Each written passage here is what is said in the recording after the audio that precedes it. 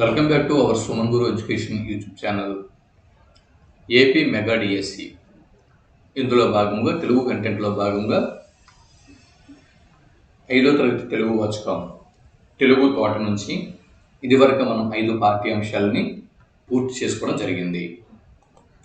మొదటిది ఏ దేశం ఎగినా, 2వ పాఠం సాయం, 3వ పాఠం కొండవాగు, 4వ పాఠం జయగీతం, 5వ పాఠం తోలుబొమ్మలాట ఒక జానపద కళ.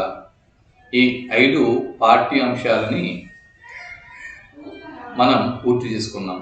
ఇప్పుడు 6వ పాఠం పెన్నేటి పాట నుండి పెన్నేటి పాట, పద్యరత్నాలు, ఇటిక్ పండుగ, తరిగొండ వెంగమాంబ, మంచి బహుమతి, ఈ 5 పాఠ్యాంశాలని మన పరిశీలన చేద్దాం.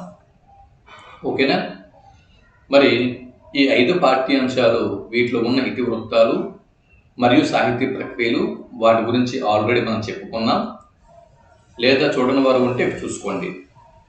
పర్యావరణం, పెన్నేటి పాట యొక్క ఇతివృత్తం పర్యావరణం, పద్యరత్నాల యొక్క ఇతివృత్తం నైతిక విలువలు, ఇటిక్ పండుగ యొక్క ఇతివృత్తం సంస్కృతి సంప్రదాయాలు, తరిగొండ వేంగమాంబ పాఠం ఇతివృత్తం స్త్రీ శక్తి, మంచి బహుమతి పాఠం ఇతివృత్తం పఠనాభిలాష. ఇక పెన్నేటి పాట పాఠ్యభాగం యొక్క సాహిత్య ప్రక్రియ పాట, పద్యరత్నాలు ఇది పద్యాలు, ఇటిక్ పండుగ అనేది సంభాషణ, తరిగొండ వెంగమాంబ ఈ పాఠం యొక్క సాహిత్య ప్రక్రియ వ్యాసం, మంచి బహుమతి ఇది సంభాషణ. ఇప్పుడు మనం పాఠ్యాంశాల్లోకి వెళ్ళిపోదాం. 6వ పాఠ్యభాగం పెన్నేటి పాట. ఇక్కడ మీరు స్క్రీన్ మీద ముఖ చిత్రం చూస్తున్నారు. పెన్నేటి పాట పాఠ్యభాగం యొక్క ముఖ చిత్రంని ఇక్కడ మీరు చూస్తున్నారు. పెన్నేటి పాట రచయిత ఎవరండి? ఈ పాఠ్యభాగం రచయిత విద్వాన్ విశ్వం. పెన్నేటి పాట అనగానే విద్వాన్ విశ్వం గారు మనకి గుర్తుకు వస్తారు. ఈయన ప్రముఖ తెలుగు కవి మరియు కథకుడు. ఈయన చూడండి, బిట్టు మీకు రావచ్చు. సంస్కృత కావ్యాలను తెలుగు వచనంలోకి అనువాదించిన వారు క్రింది వారిలో ఎవరు అని పెట్టి వస్తే విద్వాన్ విశ్వం అని జవాబు గుర్తించాల్సి ఉంటుంది. సంస్కృత కావ్యాలను తెలుగు వచనంలోకి అనువాదించిన వారు క్రింది వారిలో ఎవరు? విద్వాన్ విశ్వం. మరి విద్వాన్ విశ్వం గారి రచనల మీద బిట్టు అడగవచ్చు. పెన్నేటి పాట అనగానే విద్వాన్ విశ్వం గారు గుర్తుకు వస్తారు. దీంతోపాటు విలాసిని, రాతలు, గీతలు అనవి వీరి రచనలు. పెన్నేటి పాట, విలాసిని, రాతలు, గీతలు ఇవి విద్వాన్ విశ్వం గారి రచనలు. విద్వాన్ విశ్వం గారి అసలు పేరు మీసరగండ విశ్వరూపాచారి. ఇతని అసలు పేరు ఏం పేరండి? మీసరగండ విశ్వరూపాచారి. విద్వాన్ విశ్వం గారి అసలు పేరు గుర్తుపెట్టుకోండి. ఇకపోతే రాయలసీమ సౌందర్యంని, విషాదంని సమంగా చిత్రించిన పాట క్రింది వాటిలో ఏది అని బిట్టు వస్తే పెన్నేటి పాట అని జవాబు గుర్తించాల్సి ఉంటుంది. క్లియర్? ఇప్పుడు ముందుకు వెళ్దాం. ఇక్కడ మీరు చూడొచ్చు గేయం. కోటి గొంతుల కిన్నెర మీటుకొనుచు, కోటి గుండెల కంజర కొట్టుకొనుచు, వినిపింతునింక నేటి రాయలసీమ పెన్నేటి పాట. ఏది పెన్న ఏది పెన్న ఏది పినాకిని, ఇదే పెన్న ఇదే పెన్న ఇదే పినాకిని. ఇక్కడ మీరు చూడొచ్చు, కోటి గొంతుల కిన్నెర మీటుకొనొచ్చు, కోటి గొంతుల కిన్నెర మీటుకొనొచ్చు, కోటి గుండెల కంజర కొట్టుకొనుచు, వినిపింతునింక నేటి రాయలసీమ పెన్నేటి పాట. ఇది ఎవరు అంటే ఈ పంక్తులను రాసిన వారు ఎవరు అని బిట్టు వస్తే విద్వాన్ విశ్వం అని జవాబు గుర్తించాల్సి ఉంటుంది. చూడండి, ఇక్కడ అదే పెన్న నిదానించి నడు, అదే పెన్న నిదానించి నడు, విదారించు నెదన్ వట్టి ఎడారి తమ్ముడు అని పలికిన వారు క్రింది వారిలో ఎవరు? అదే పెన్న నిదానించి నడు. ఒక్కసారి నిదానించి చూస్తూ ముందుకు నడిస్తే మన గుండెలు విదారించుకుంటాయి, అంటే మన గుండెలు బాధపడతాయి. ఎందు గురించి అంటే ఇదే పెన్నా నది ప్రవాహము, ఇదే ప్రవాహము, నీటి ప్రవాహం తగ్గి ఒట్టి ఎడారిలా కనిపిస్తున్నటువంటి పెన్నా నది ప్రవాహము, పెన్నా నది యొక్క దారి ఇదే అని చెప్పి కవి అంటున్నాడు. అదే పెన్న నిదానించి నడు, విదారించు నెదన్ వట్టి ఎడారి తమ్ముడు అని పలికిన వారు ఎవరు అని బిట్టు వస్తే విద్వాన్ విశ్వం అని జవాబు గుర్తించాల్సి ఉంటుంది.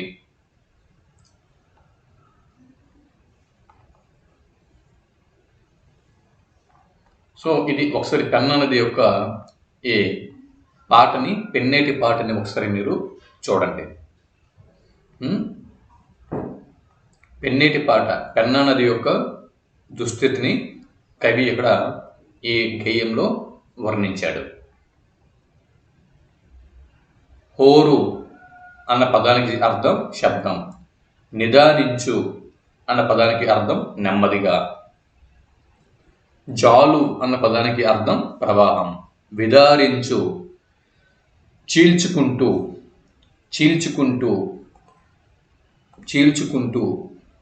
అని అర్థం, యద హృదయం, బొక్కసం ధనాగారం, బొక్కసం అన్న పదానికి అర్థం ధనాగారం, నాళ్ళు అంటే రోజులు మరియు ప్రాంతాలు అని అర్థం, కంజర ఒక రకమైనటువంటి వాయిద్యం, సంగీత వాయిద్యం కంజర. ఓకే, ఇవి ఈ పదాలకు అర్థాలని చూసుకోండి. ఇక్కడ మీరు చూడొచ్చు, నాగావళి నది ఉత్తరాంధ్రలో ప్రవహిస్తున్నది, ఉత్తరాంధ్రలో నాగావళి నది ప్రవహిస్తుంది. ఇది ఒడిశా రాష్ట్రంలో ప్రారంభం అవుతుంది. నాగావళి నది మీద తోటపల్లి, నారాయణపురం వద్ద నీటిపారుదల ప్రాజెక్టులను నిర్మించారు. శ్రీకాకుళం దగ్గరలోనే కల్లేపల్లి అనే ప్రదేశం వద్ద నాగావళి బంగాళాఖాతంలో కలుస్తుంది. ఎక్కడండి? శ్రీకాకుళం దగ్గరలో కల్లేపల్లి అన్న ప్రదేశం వద్ద నాగావళి నది బంగాళాఖాతంలో కలుస్తుంది. శ్రీకాకుళం పట్టణ ప్రజలకు నాగావళి నది ద్వారా తాగునీటి అవసరాలు తీరుతున్నాయి. ఇవి ఇక్కడ ఉన్నటువంటి బిట్స్ చూసుకోవచ్చు మీరు. ఇక్కడ చూడండి, వినడం, ఆలోచించి మాట్లాడటం అనేది ఒక లక్ష్యం, అలాగే చదవడం, వ్యక్తపరచడం అనేది మరొక లక్ష్యం, అలాగే పదజాలం అనేది మరొక లక్ష్యం, స్వీయ రచన అనేది మరొక లక్ష్యం, సృజనాత్మకత అనేది మరొక లక్ష్యం, భాషాంశాలు అనేది మరో లక్ష్యం. వీటిలో సాధించాల్సినటువంటి అభ్యసన ప్రమాణాలు ఒకసారి మనం పరిశీలన చేద్దాం. ఇక్కడ పాటను రాగయుక్తంగా పాడగలగడం, ఇది వినడం, ఆలోచించి మాట్లాడడం అన్నటువంటి భాషా ప్రమాణంలోకి వస్తుంది. పాట యొక్క భావంని సొంత మాటల్లో చెప్పడం, పాట పాడటం, సొంత మాటలు చెప్పడం అనేవి వినడం, ఆలోచించి మాట్లాడటం అనేటటువంటి ఈ ప్రమాణంలోకి వస్తుంది, ఈ లక్ష్య పరిధిలోకి వస్తుంది. ఇకపోతే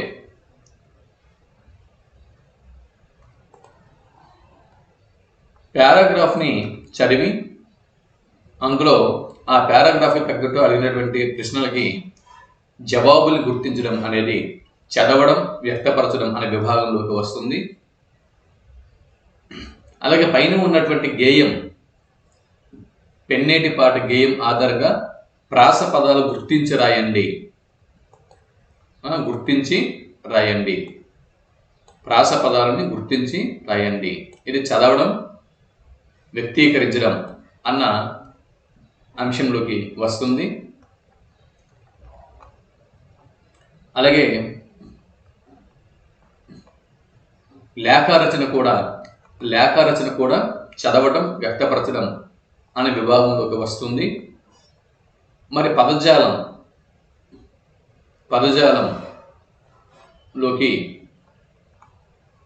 పక్కన పెట్టండి. ఇక్కడ స్వీయ రచన అంటే ప్రశ్నలకు జవాబులు అనేవి స్వీయ రచన అనే విభాగంలోకి వస్తాయి.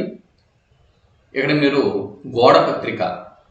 ఒక గోడ పత్రిక గ్రామ ప్రజలకు విజ్ఞప్తి అంటూ ఒక గోడ పత్రికని తయారు చేయడం అనేది ఇది సృజనాత్మకత పరిధిలోకి వస్తుంది. చూడండి, ఇచ్చిన ప్రశ్నలకు జవాబులు చెప్పడం అనేది స్వీయ రచన పరిధిలోకి వస్తుంది. గోడ పత్రిక తయారు చేయాలంటే పిల్లల్లో క్రియేటివిటీ అనేది ఉండాలి. దీన్ని తెలుగులో సృజన అని చెప్పి అంటారు. కాబట్టి ఇది సృజనాత్మకత పరిధిలోకి వస్తుంది. ఇక్కడ పాఠశాలలో స్నేహితులు కుళాయిల్లో నీటిని వృధా చేయకుండా జాగ్రత్తగా వాడుతున్నారు. అప్పుడు స్నేహితుల్ని మనం ఏం చేయాలి? ప్రశంసించాలి. ఇది ప్రశంస పరిధిలోకి వస్తుంది. పాఠశాలలో వాటర్ని స్నేహితులు పొదుపుగా వాడుతున్నారు, వేస్ట్ చేయకుండా. సో అప్పుడు ఇది ప్రశంస పరిధిలోకి వస్తుంది. ఏదైనా మంచి పని చేస్తే ప్రశంసించాలి, అవునా? సో భాషాంశాల పరిధిలోకి ఇక్కడ ఈ వ్యాకరణ అంశాలు అనేవి వస్తాయి. భూతకాలం, వర్తమాన కాలం, భవిష్యత్ కాలం ఇవి మీకు తెలుసు. జరిగిపోయిన కాలం భూతకాలము, జరుగుతున్న కాలము వర్తమాన కాలము, జరగబోయేది భవిష్యత్ కాలము. ఇక్కడ చూడండి, ధారణ చేద్దాం అన్న శీర్షికన ఒక పద్యం అనేది ఉంది. 5వ తరగతి తెలుగు వాచకంలో ధారణ చేద్దాం అన్న శీర్షికన కొన్ని పద్యాలను ఇస్తున్నారు. గుర్తుపెట్టుకోండి, ధారణ చేద్దాం అనే శీర్షికన పద్యాలను ఇస్తున్నారు. ఇక్కడ 6వ పాఠ్య భాగంలో పోతన గారి నీతి పద్యం అనేది ఒకటి ధారణ పద్యంగా ఇచ్చారు. సాధువులకు జంతువులకు బాధలు గావించు కలుల భజింపని రాజాధమునాయి స్వర్గ శ్రీధనములు వీగిపోవు సిద్ధము తల్లి అన్నది పద్యం. ఇక్కడ తల్లి సాధు జంతువులను బాధించి వేధించే దుర్మార్గులను రాజు అయిన వాడు తప్పకుండా శిక్షించాలి. ఆ విధంగా శిక్షించకుండా ఉపేక్షించిన అధముడైన రాజు జీవితం యొక్క ఆయుష్ మరియు ఐశ్వర్యం అన్ని వ్యర్థం అనే మాట నిజము అన్నది ఈ పద్యంలో ఉన్నటువంటి భావం. ఇక్కడ చూడొచ్చు, 3 చేపల కథ. ఒక మడుగులో 3 చేపలు ఉన్నాయి. అందులో ఒక దాని పేరు దీర్ఘదర్శి, మరొక దాని పేరు ప్రాప్త కాలజ్ఞుడు, ఇంకొకటి దాని పేరు దీర్ఘసూత్రుడు. ఓకే, ఇక్కడ మీకు బిట్టనేది రావచ్చు. 5వ తరగతి పాఠ్య భాగము వెనక చదువుదాం అనే శీర్షికన 3 చేపల కథ అనేది ఉంది కదా. ఇందులోని 3 చేపల పేర్లు ఏమిటి అని బిట్టనేది రావచ్చు. దీర్ఘదర్శి, ప్రాప్త కాలజ్ఞుడు, దీర్ఘసూత్రుడు. ఓకే, తర్వాత చూడండి, ముందు జాగ్రత్తతో తన ప్రాణాన్ని రక్షించుకున్న చేప దీర్ఘదర్శి. ముందు జాగ్రత్తతో తన ప్రాణాన్ని, ఇక్కడ చూడండి, ఇక్కడ వేసవి కాలంలో ఇక్కడ ఉండడం అపాయకరము అని చెప్పి ముందు జాగ్రత్తతో ఆ ఒక మడుగుని, వారు నివసిస్తున్నటువంటి మడుగుని విడిచిపెట్టి తన ప్రాణం రక్షించుకున్నటువంటి చేప దీర్ఘదర్శి. ఇకపోతే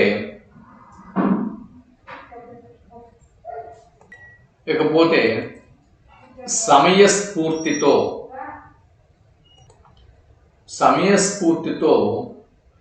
అప్పటికప్పుడు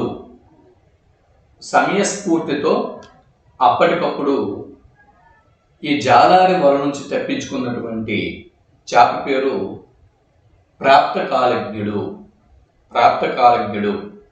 ఓకే, సమయస్ఫూర్తితో జాలారి వల నుంచి తప్పించుకుంటాడు.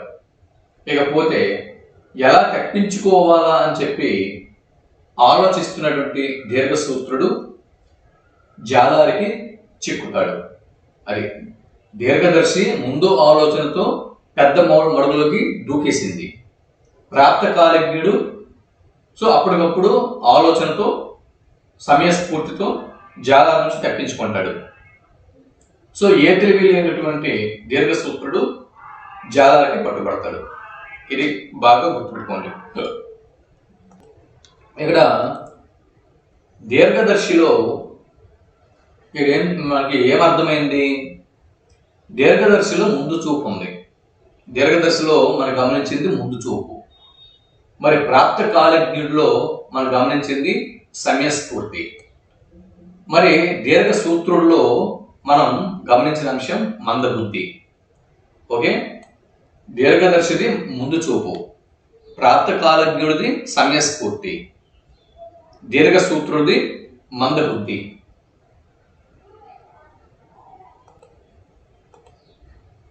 ఈ కథని అందించిన వారు శ్రీపాద సుబ్రహ్మణ్య శాస్త్రి గారు.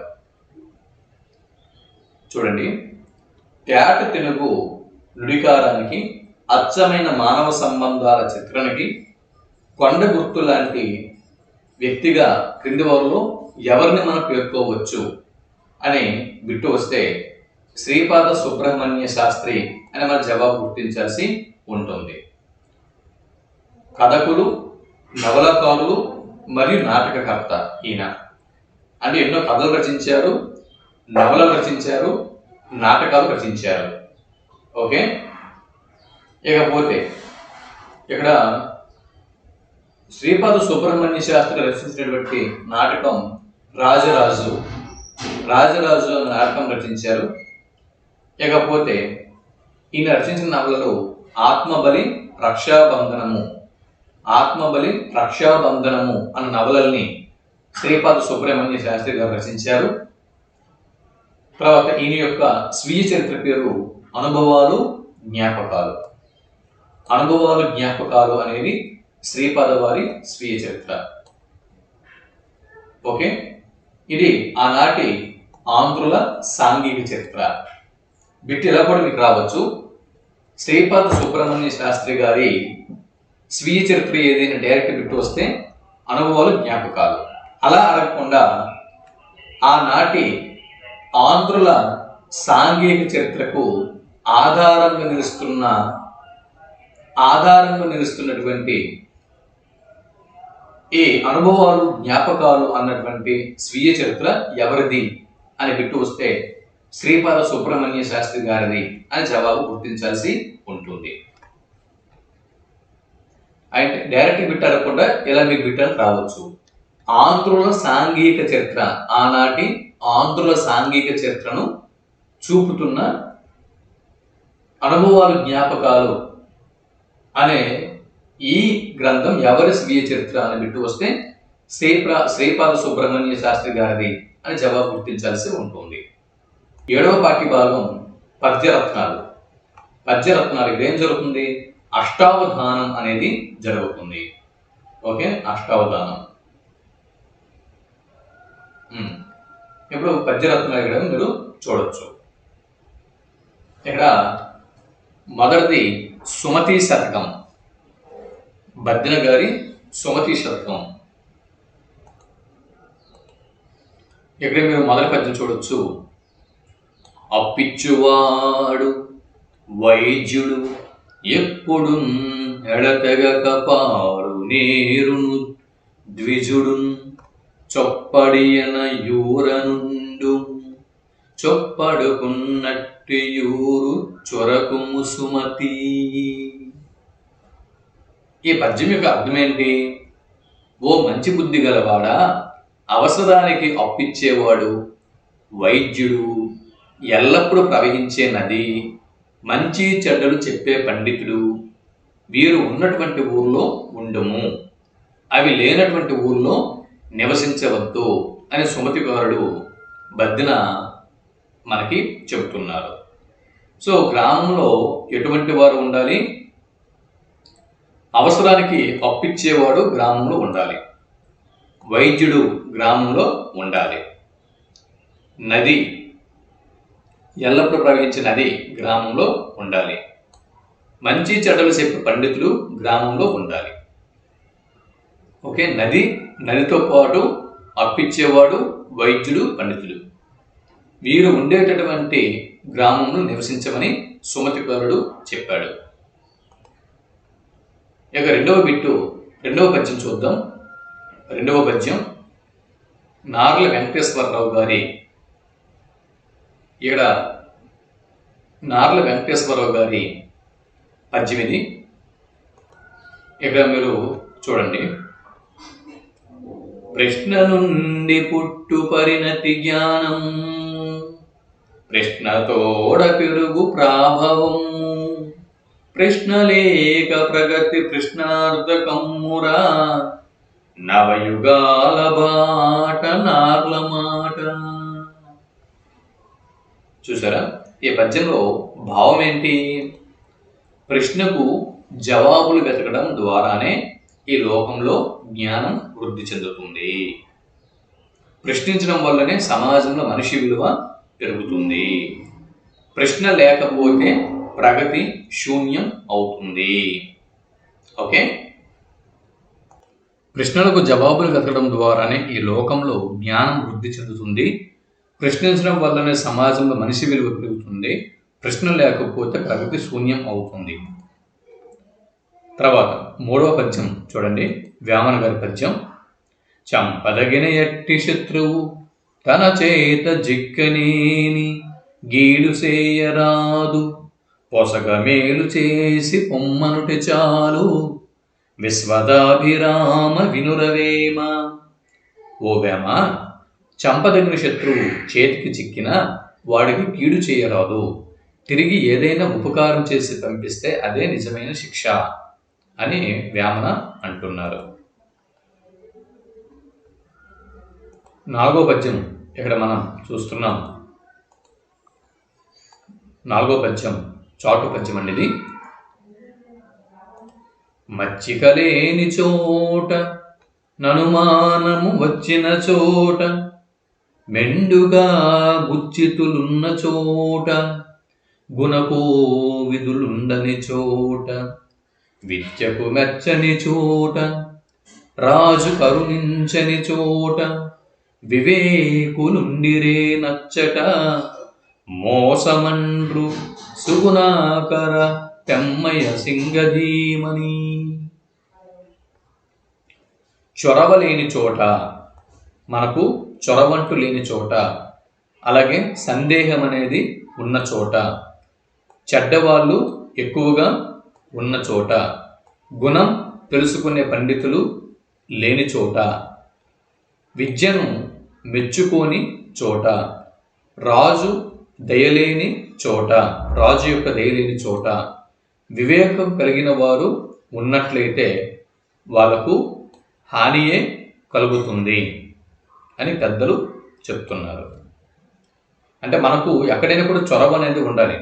సో చొరవ లేని చోట మనం ఉండకూడదు. ఎస్. తర్వాత సందేహము, ఇక్కడ ఉండొచ్చా ఉండకూడదా అన్న సందేహం ఉన్న చోట మనం అక్కడ అస్సలు ఉండకూడదు. తక్షణమే ఆ ప్లేస్ని మనం ఖాళీ చేయాల్సి ఉంటుంది. చెడ్డవాళ్ళు ఎక్కువగా ఉన్న చోట మనం ఉండకూడదు. గుణం అంటే మన యొక్క గుణం, మంచి గుణంని తెలుసుకునే పండితులు లేని చోట మనం ఉండకూడదు. మన విద్యను నలుగురు మెచ్చుకోవాలి. సో మెచ్చుకోకపోతే అటువంటి చోట మనం ఉండకూడదు. రాజు యొక్క దయ లేని చోట, వివేకం కలిగిన వారు ఉన్నట్లయితే వాళ్ళకు హాని కలుగుతుంది. అది. ఇకపోతే 5వ పద్యం చూడండి. నిజము మీద భూమి నిలబడియుండును, సత్యవాక్కు వలన జనక నడుచు, సత్యమొకటి పాప సంహారమును చేయు, కాళికాంబ హంస కాళికాంబ. పోతులూరి వీర బ్రహ్మేంద్ర స్వామి వారు రచించిన పద్యం ఇది. నిజం కలకాలము భూమి మీద నిలబడి ఉంటుంది, సత్యవాక్కు వల్లనే జగతి నడుస్తుంది, సత్యాన్ని ఆచరిస్తే పాపాలన్నీ నశించిపోతాయి అన్నది ఈ పద్యం యొక్క భావము. 6వ పద్యం చూడండి. వరులేయవియునరించిన నరవర, అప్రియము తన మనంబునకగు, దానరులకు నవిసేయకునికి బరాయనము పరమధర్మ పదములకెల్లన్. ఓ రాజా, ఇతరులు ఏ పని చేస్తే తన మనస్సుకు బాధ కలుగుతుందో ఆ పని తిరిగి తాను ఇతరులకు చేయకుండటమే అన్ని ధర్మ మార్గముల్లోనూ గొప్పది. అంటే ఇతరులు ఏ పని చేస్తే మన యొక్క మనస్సు నొచ్చుకుంటుందో అటువంటి పని మనము చేయకూడదు, అటువంటి పని తిరిగి మనము ఇతరులకు చేయకూడదు. ఇదే అన్ని ధర్మ మార్గముల్లోకి గొప్పది అని తిక్కన గారు అంటున్నారు. ఈ 7వ పద్యం చూడండి. నీతియే మూలము విద్యకు, నీతియే పురుషార్థ తత్వ నిర్ణాయకము, నీతియే భూత ప్రీతియు, నీతియుతుండెప్పుడుందు నియత పదంబు. ఏటిపూరి వెంకట నరసయ్య గారు ఈ పద్యం రచించారు. విద్యకు ఆధారం నీతి, విద్యకు ఆధారము నీతి. చతుర్విధ పురుషార్థ తత్వంని నిర్ణయించేది నీతి. ఓకే. ఇకపోతే సర్వభూతములకు ప్రీతి కలిగించేది నీతి. నీతిమంతుడైన వాడు ఎప్పుడు తనకు తగిన స్థానాన్ని పొందుతాడు. విద్యకు ఆధారం నీతి, చతుర్విధ పురుషార్థ తత్వంని నిర్ణయించేది నీతి, సర్వభూతములకు ప్రీతి కలిగించేది నీతి. ఇవి చూసుకోండి. నీతి మీద బిట్ అనేది రావచ్చు. 8వ పద్యం ఇప్పుడు మనం చూస్తున్నాం. చదువని వాడు అజ్ఞుండగు. చూడండి. చదువని వాడు అజ్ఞుండగు, చదివిన సద్వివేక చతురత కలుగున్, చదువగ వలయును జనులకు, చదివించెదన ఆర్యులొద్ద చదువుము తండ్రి. ఈ పద్యం యొక్క భావం ఏంటంటే, పోతన గారు రచించారు ఈ పద్యం. పోతన గారి పద్యం ఇది. చదువని వాడికి ఏమీ తెలియదు. భాగవత పద్యం ఇది. చదువని వాడికి ఏమీ తెలియదు. చదువుకుంటే మంచి చెడులు తెలుసుకోగలిగి వివేకము పొందుతారు, వివేకవంతులై మెలుగుతారు. అందువల్ల మనుషులందరూ చదువుకోవాలి. ఉత్తములైన గురువుల వద్ద నిన్ను చదివిస్తాను నాయన, చదువుకో అని భక్త ప్రహ్లాదుని హిరణ్యకశిపుడు అంటున్నాడు. ఇకపోతే 9వ పద్యం ఇక్కడ చూడండి.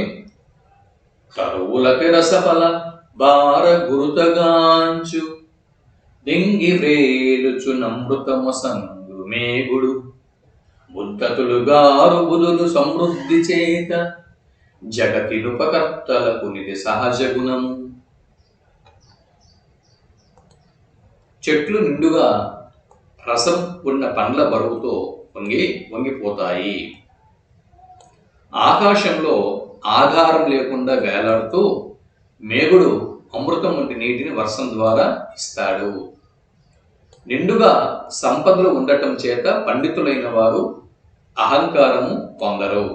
ఈ లోకంలో ఉపకారం చేసేవారికి ఇది సహజ లక్షణం. ఇది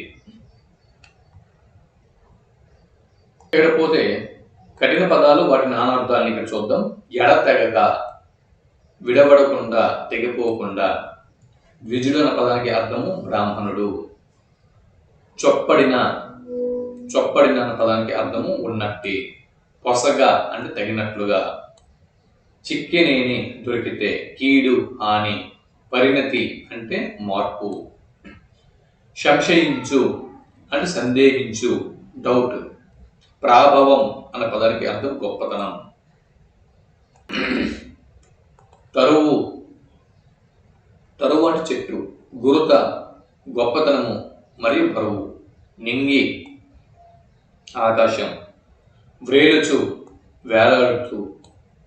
అమృతం అన్న పదానికి అర్థం తియ్యని వాననీరు అంటే ఈ పాఠంలో. కోవిదుడు, కోవిదుడు అన్న పదానికి అర్థం విద్వాంసుడు. మేఘుడు అంటే మేఘం. సమృద్ధి ఎక్కువ కలిగి ఉండటం. పెన్నిధి గొప్పదైన నిధి. నిర్ణాయకము నిర్ణయించేది. నియత నియమము గల. ఉద్ధతులు గారు గర్వపడరు.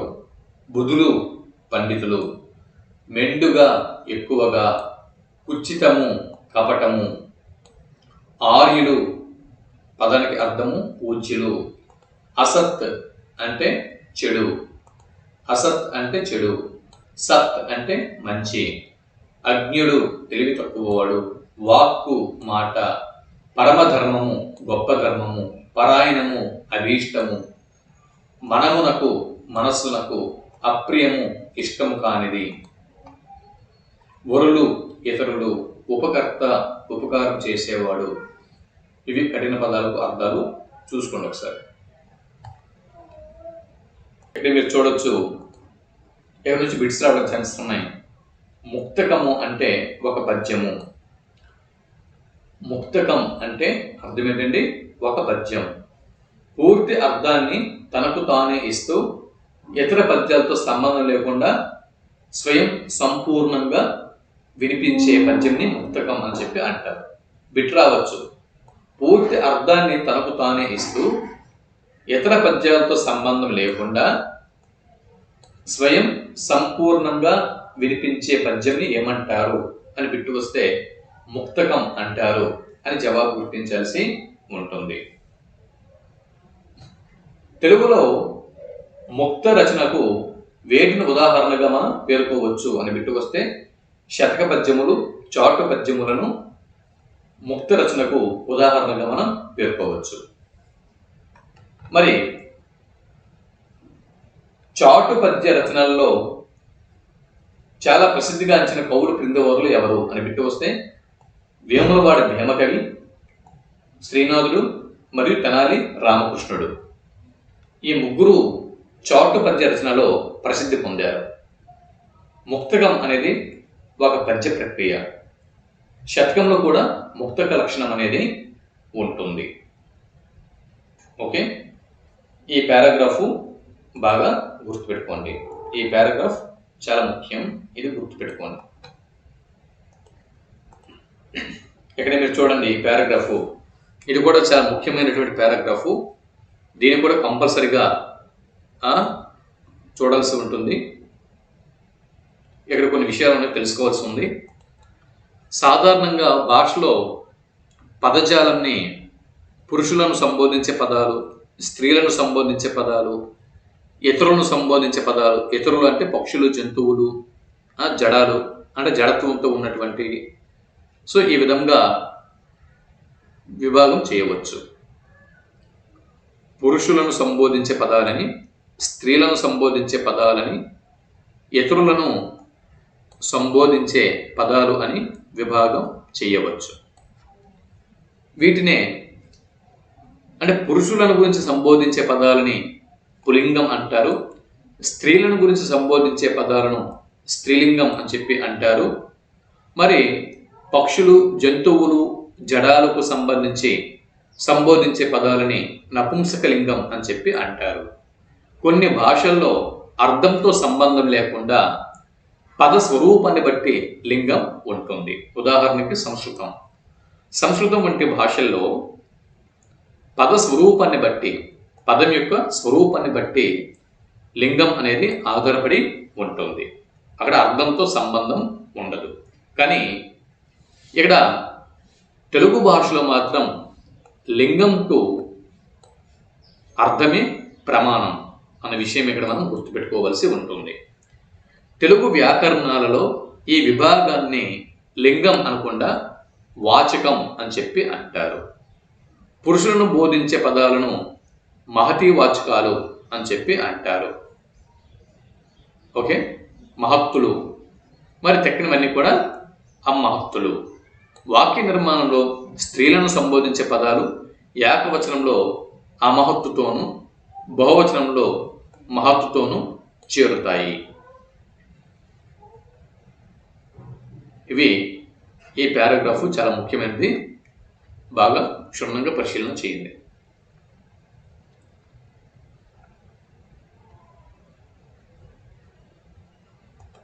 మరి స్త్రీలను బోధించే పదాలను విడిగా చెప్పాలంటే వాటిని మహతీ వాచకాలు అని చెప్పి అంటారు.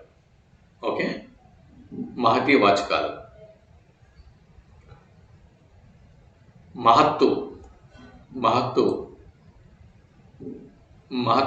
మహద్వాచకం, మహతీ వాచకం, అమహత్తు. నపుంసక లింగాలు అమహత్తులు. మహత్తులు పురుషులను సంబోధించే పదాలు. మహతీ వాచకాలు అంటే స్త్రీలను బోధించే పదాలు.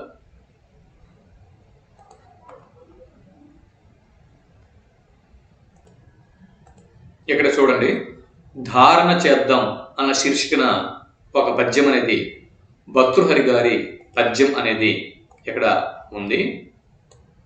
భర్తృహరి సుభాషిత రత్నం నుంచి ఒక పద్యం అనేది ఇక్కడ ఉంది. మాటల చేత దేవతలు మన్నన చేసి వరంబులిత్తురు, ఆ మాటల చేత భూపతులు మన్నన చేసి ధనంబునిత్తురు, ఆ మాటల చేత మానినులు మన్నన చేసి మనంబులిత్తురు, ఆ మాటలు నేర్వకున్న మరి మానము ఊనము కాదేరికిన్. మాటల చేత దేవతలు మన్నన చేసి వరంబులిత్తురు, ఆ మాటల చేత భూపతులు మన్నన చేసి ధనంబునిత్తురు, ఆ మాటల చేత మానినులు మన్నన చేసి మనంబులిత్తురు, ఆ మాటలు నేర్వకున్న మరి మానము ఊనం కాదయేరికిన్. మాట మంచిదైతే దేవతలు వరాలను ఇస్తారు. ఆ మాటలు రాజుకు నచ్చితే బహుమతులు ఇస్తారు. ఆ మాటలలోని మాధుర్యంని స్త్రీలు ఇష్టపడితే మనసునే ఇస్తారు. ఆ మాటలు సరిలేనప్పుడు ఎవరికైనా గౌరవం అనేది పోతుంది. మాటకున్న మహిమని భర్తృహరి గారు ఈ పద్యంలో చెప్పారు. ఇక్కడ చూడండి, కలమల్ల శాసనం గురించి ఇక్కడ ఉంది. పూర్వకాలంలో రాజులు శాసనాలు వేసేవారు. శాసనం రాజు యొక్క ఆజ్ఞను తెలుపుతుంది. శాసనాలు వాటిలోని విషయాన్ని బట్టి 3 రకాలుగా ఉంటాయి. శాసనాలు విషయాన్ని బట్టి 3 రకాలు. అవి అంటే విషయాన్ని బట్టి 3 రకాలు. ఎక్కువ భాగం వాటిలో దాన శాసనాలు ఎక్కువగా మనకు కనిపిస్తూ ఉంటాయి. కొన్ని ప్రశస్తి శాసనాలు, మరికొన్ని ధర్మలిపి శాసనాలు. ఇక్కడ మీరు చూడొచ్చు, విషయాన్ని బట్టి శాసనాలు 3 రకములు. విషయాన్ని బట్టి శాసనాలు 3 రకములు. 1 దాన శాసనం, 2 ప్రశస్తి శాసనం, 3 ధర్మలిపి శాసనం. ఈ విధంగా దాన శాసనములు, ప్రశస్తి శాసనములు, ధర్మలిపి శాసనాలు అని 3 రకాలుగా శాసనములు ఉంటాయి. విషయాన్ని బట్టి. దేన్ని బట్టి అండి? విషయాన్ని బట్టి, సబ్జెక్ట్ని బట్టి. ఇక్కడ వీటిలో దాన శాసనాలు ఎక్కువగా ఉన్నాయి. వీటిలో ఎక్కువగా ఉన్న శాసనాలు దాన శాసనాలు. దాన శాసనాలు అంటే ఏంటి? దాన శాసనాల గురించి చూస్తే రాజులు, రాజ్యాధికారులు, సామంతులు మొదలైన వారు ఆలయాలకు, బ్రాహ్మణులకు, మఠాలకు, విద్యా సంస్థలకు చేసిన దానాలను తెలుపుతాయి. ఇవి దాన శాసనాలు. రాజులు లేదా రాజ్యాధికారులు వీళ్ళు ఏం చేస్తారంటే, అలాగే సామంతులు, రాజులైనా అవ్వచ్చు, రాజ్యాధికారులైనా అవ్వచ్చు, లేదా సామంత రాజులైనా అవ్వచ్చు. వీరు ఆలయాలకు కానీ, బ్రాహ్మణులకు కానీ, మఠాలకు కానీ, విద్యా సంస్థలకు కానీ చేసిన దానాలని దాన శాసనాలు తెలుపుతాయి. ఇక ప్రశస్తి శాసనాలు అంటే, ప్రశస్తి శాసనాలు అంటే రాజు యొక్క విజయాలను ప్రశంసించేవి. రాజుల యొక్క విజయాలను ప్రశంసించే శాసనాలు ప్రశస్తి శాసనాలు. ఇక ధర్మలిపి శాసనాలు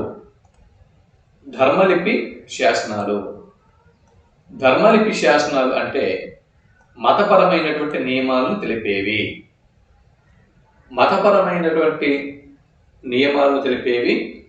ధర్మలిపి శాసనాలు. ఓకే, మతపరమైన నియమాలను తెలిపేవి ధర్మలిపి శాసనాలు. దాన శాసనాలు అంటే రాజులు దానం చేసిన విషయాలు తెలుపుతాయి. రాజుల ప్రశస్తిని ప్రశంసించేవి ప్రశస్తి శాసనాలు. మతపరమైన నియమాలను తెలిపే శాసనాలు ధర్మలిపి శాసనాలు. ఇకపోతే ఆంధ్రదేశంలో లభించే శాసనాలు కొన్ని శిలలపై చెక్కినవి, మరికొన్ని రాగి రేకులపై చెక్కినవి. ఆంధ్రదేశంలో క్రీస్తు పూర్వం నుంచే శాసనాలు లభిస్తున్నాయి. మొదటి శాసనాలు ప్రాకృత భాషలో ఉన్నాయి. ఆంధ్రదేశంలో మొదటి శాసనాలు ఏ భాషలో ఉన్నాయండి? ప్రాకృత భాషలో ఉన్నాయి. తర్వాత సెకండ్ స్టేజ్లో సంస్కృత ప్రాకృత మిశ్రమంగా ఉన్నాయి. ఆ తర్వాత 3వ స్టేజ్లో సంస్కృతంలో శాసనాలు వచ్చాయి. ఈ శాసనాల్లో ఊర్ల పేర్లు, వ్యక్తుల పేర్లు తెలుగులో కనిపిస్తాయి. ఇకపోతే మొత్తం 50 శాసనాలని తెలుగు భాషలోనే మొదటిసారిగా వేసిన వారు రేనాటి చోళులు మొట్టమొదటిసారిగా శాసనాలని తెలుగు భాషలో వేయించారు. రేనాడు అనగా ఇప్పటి వైఎస్ఆర్ కడప జిల్లా ప్రాంతము. రేనాటి చోళరాజు ఎరికల్ ముత్తురాజు ధనుంజయుడు కలమల్ల గ్రామంలో వేసిన శాసనం కలమల్ల శాసనం. శాసనంలోని పదాలన్నింటికీ మనకు ఇంకా స్పష్టమైన ఆధారాలు తెలియదు. ఇది ఒక దాన శాసనం. కలమల్ల శాసనం అనేది దాన శాసనం. ఈ దానాన్ని పాడు చేసిన వారికి పంచమహాపాతకాలు కలుగుతాయని శాపవాక్యంతో ఈ శాసనం ముగిసింది.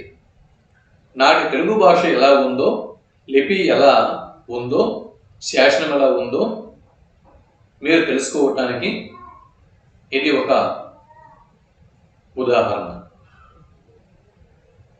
తొలి తెలుగు శాసనం కలమల్ల శాసనం. ఇది వచన రూపంలో ఉంది. ఓకే, ఎరికల్ ముత్తురాజు లేదా రేనాటి చోళ ధనుంజయుడు ఈ శాసనాన్ని కలమల్ల శాసనాన్ని వేయించాడు. కలమల్ల దాన శాసనం ఇది. ఇక్కడ చూడండి, తెలుగు తోట 5వ తరగతి తెలుగు వాచకంలో నుంచి మనము ఈ వీడియోలో ఒక 2 పాఠ్య భాగాల్ని పూర్తి చేసుకోవడం జరిగింది. ఇక్కడ పెన్నేటిపాట పద్యరత్నాలు ఈ 2 పాఠాలని పూర్తి చేసుకున్నాం. 6, 7 పాఠ్య భాగాల్ని పూర్తి చేసుకున్నాం. 8, 9, 10 పాఠ్య భాగాల్ని పూర్తి చేసుకోవడానికి వీడియో లెంగ్త్ ఎక్కువ అవుతుంది. ఇప్పటికే 45 నిమిషాల వీడియో అయ్యింది. కాబట్టి వీడియో లెంగ్త్ ఎక్కువగా అవుతూ ఉండడం వల్ల 2 పాఠాలతో ఈ వీడియో ముగించేస్తున్నాను. తర్వాత వీడియోలో 8, 9, 10 పాఠ్య భాగాల గురించి మనం తెలుసుకునే ప్రయత్నం చేద్దాం. వీడియో లెంగ్త్ ఎక్కువ అవుతుంది. లెంగ్త్ ఎక్కువైనా కూడా ఎక్కువ మంది చూడరు. చాలామంది కొంతవరకు చూసి వెళ్ళిపోతూ ఉంటారు. కాబట్టి 2 పాఠ్యాంశాలు 6, 7 పాఠ్యాంశాలతో ఈ వీడియో ముగిస్తున్నాను. మరొక వీడియోలో మరికొన్ని ఇంకా మిగిలిపోయినటువంటి పాఠ్యాంశాలని అందించే ప్రయత్నం చేస్తాను. ఇక్కడితో సమాప్తం. నమస్తే.